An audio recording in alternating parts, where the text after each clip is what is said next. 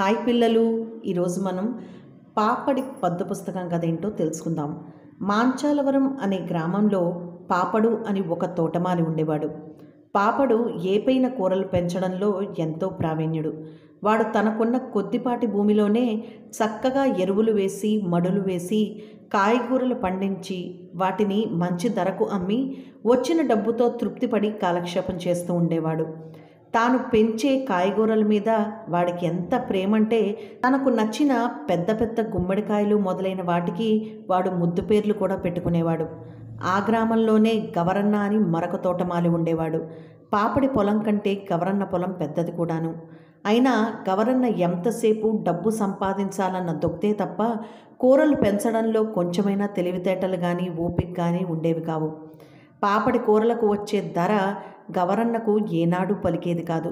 నువ్వు కాస్త చదువుకున్నవాడివి, ఆ పాపన్నకు ఏ చదువు లేదు, కానీ నువ్వు వాడితో సమంగా కాయలు పండించలేవు అని గవరన్నను అందరూ ఎద్దేవా చేసేవారు. ఒక ఏడు పాపడు అత్యద్భుతమైన మంచి గుమ్మడికాయలను పండించాడు. అంత పెద్ద గుమ్మిళ్లను ఎవ్వరూ ఎన్నడూ చూసుండలేరు. పాపడి ఆనందానికి అవధులు లేవు.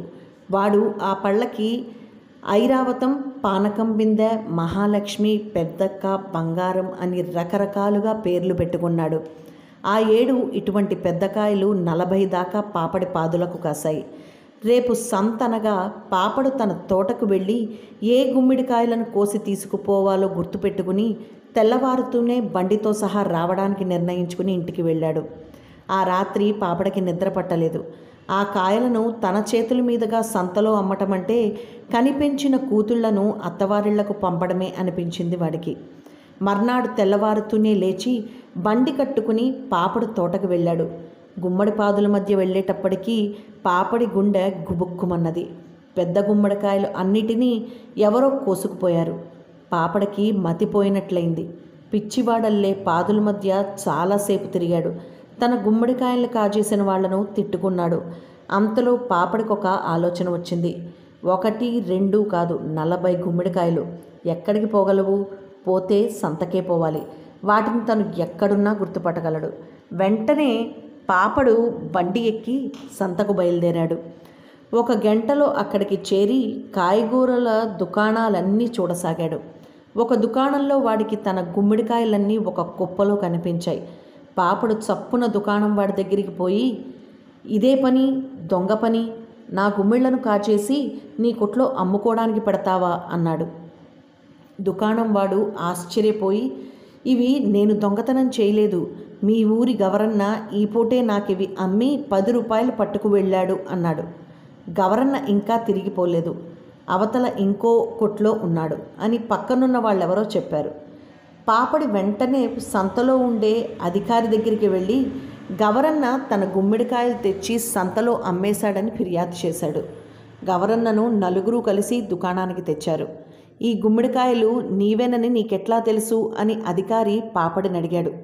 నాకు తెలియకపోవటం ఏమిటి, నేను పెంచినవేగా, ఇదిగో మహాలక్ష్మి, అదిగో ఐరావతం అంటూ ఒక్కొక్క కాయనే పాపడు చూపసాగాడు. పాపడి అమాయకత్వానికి నవ్వారు. అధికారి కూడా నవ్వుతూ, ఈ కాయలను నువ్వు గుర్తించడం కాదు, ఇవి నీవేనని ఇతరులు గుర్తించే సాక్ష్యం ఏదైనా ఉండాలి అన్నాడు. పాపడికి ఏమీ పాల్పోలేదు. అధికారి గవరన్న కేసు తిరిగి, ఏమోయ్, ఈ గుమ్మడికాయలను నువ్వు దొంగిలించావని పాపన్న అంటున్నాడే, ఏమంటావు అని అడిగాడు. వాడు అమాయకుళ్ళండి, నా దగ్గర నేను పండించే కూరల లెక్కలు, వాటి అమ్మకం లెక్కలు రాసి పద్దు పుస్తకం ఉంది, కావలిస్తే ఇప్పుడు పోయి తీసుకురాగలను అని గవరన్న చెప్పాడు. ఈ మాట వినగానే పాపడు, అయ్యా, అవి నా కాయలే అని చూపడానికి నా దగ్గర గొప్ప పద్దు పుస్తకం ఉంది, నేను తెస్తా అన్నాడు. ఈ మాట విని గవరన్న విరగబడి నవ్వాడు. అధికారి భటులను వెంటిచ్చి ఇద్దరినీ వాళ్ళ గ్రామానికి పంపాడు. కొంతసేపటికి ఇద్దరూ తిరిగి వచ్చారు. గవరన్న తన పద్దు పుస్తకం తెచ్చాడు. పాపడు తన భయపట్ట కొంగున ఏవో మూటకట్టి తెచ్చాడు. గవరన్న పద్దు పుస్తకంలో తాను ఆ రోజే 40 గుమ్మడికాయలు తన తోటలోంచి కోసి సంతకు పట్టుకెళ్ళినట్టు పద్దుంది. నీ పద్దు మాటేంటి అని అధికారి పాపడిని అడిగాడు. పాపడు మూట విప్పి 40 గుమ్మెడి తొడిమలు తీసి, అయ్యా, ఇదిగో నా పద్దు అన్నాడు. వాడు ఒక్కొక్క తొడిమ తీసి ఒక్కొక్క గుమ్మడికాయకు తగిలించి అన్ని తొడుమలు అన్ని కాయలకు ఎంత బాగా అతికాయో చూపాడు. గవరన్న ససాక్ష్యంగా దొరికిపోవడంతో వెంటనే అధికారి గవరన్న చేత పాపడి గుమ్మడికాయల డబ్బు ఇప్పించేశాడు. ఆనాటి నుంచి వాళ్ళ గ్రామంలో గవరన్నను అందరూ గుమ్మడికాయల దొంగ అని పిలవసాగారు. ఈ కథ కనుక మీకు నచ్చినట్టయితే లైక్ చేయండి, షేర్ చేయండి, సబ్స్క్రైబ్ చేయండి.